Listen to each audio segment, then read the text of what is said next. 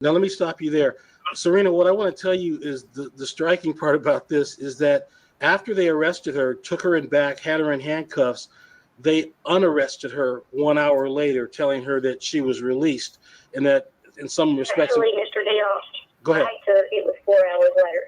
4 hours later, she was released and they unarrested her. So Ms. Van Dyke wants to pursue a legal action against the department. I want to do some research on the case. I wanted to first introduce you to her. I'm going to be calling some public officials in the next hour to ask them what recourse she has regarding what was done to her.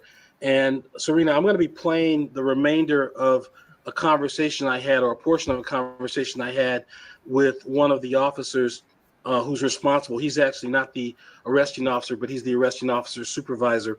His name is Brian Damron. And I want to just make you aware of a few things related to the case that tie him into this. Now, he wasn't there to make the arrest in the lobby of the police station, but what he did do is he arrested Miss Van Dyke previously, which is the charge that got this all started, for selling bath salts. And it's a long story. I don't need to go into all of it, but it's basically a small town agency going big time and trying to start a drug, investigation. And this officer made a number of critical mistakes in his investigation. One is he didn't secure evidence that was directly related to her, Ms. Van Dyke's prosecution. He was driving around with the evidence in his trunk, or one of the officers was, for several months, OJ style, with no logging of the evidence and no proper storage.